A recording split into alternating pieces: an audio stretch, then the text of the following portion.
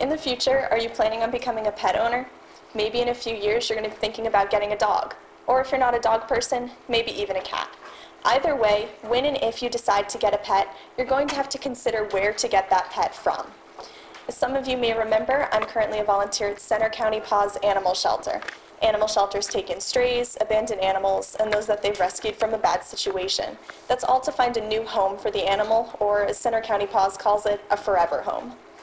I'm here to tell you why you should consider adopting an animal rather than going to a pet store. And I'm going to do this by reminding you what puppy mills are, telling you exactly what it is you can do to help, and then asking you to imagine yourself in a couple of different scenarios. A pet store might be on your list of places where you can get that dog or cat you've been wanting. But according to the Simon Foundation, 98% of pet stores get their puppies from questionable sources, including puppy mills. Puppy mills are large commercial breeding grounds that are focused completely on profit. Female dogs are bred over and over until they can't produce any more puppies, and then often auctioned off or killed. Sick dogs are not usually removed from the breeding pools, which can lead to a lot of diseases and disorders in puppies. Cages are crowded, as you can see, and they have wire flooring, so all the waste material falls through to the bottom for faster cleanup. But this wire hurts dogs' paws and legs. And for these dogs, toys and treats, exercise, and socialization are practically non-existent. In most cases, if you buy from a pet store, you're indirectly funding one of these puppy mills. When you buy a puppy from that pet store, you're telling them that it's okay to keep stocking puppies because the customers are buying them. So then they go and they tell their puppy supplier to keep on breeding and keep on sending them puppies.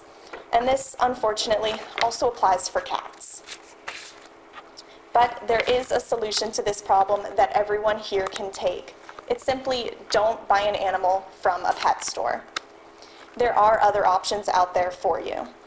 One of those options is going to an animal shelter.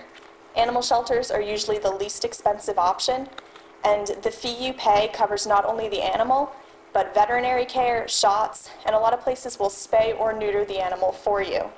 The Center County Paws, where I volunteer, will even microchip the dog as part of the one fee you pay. And you'll know that the money you're spending isn't going into someone's pocket. It's going to help the other animals at the shelter.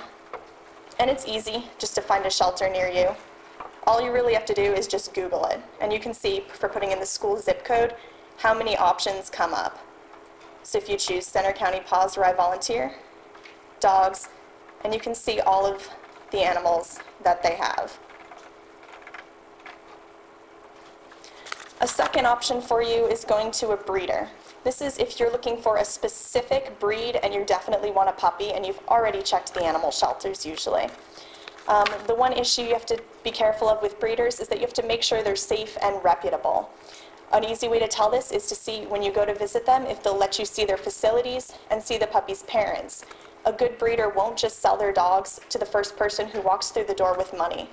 They're going to want to make sure you're a good fit for the animal and you have the resources to take care of it. To find a breeder, they have online resources as well, like the American Kennel Club, which has a search engine for registered breeders.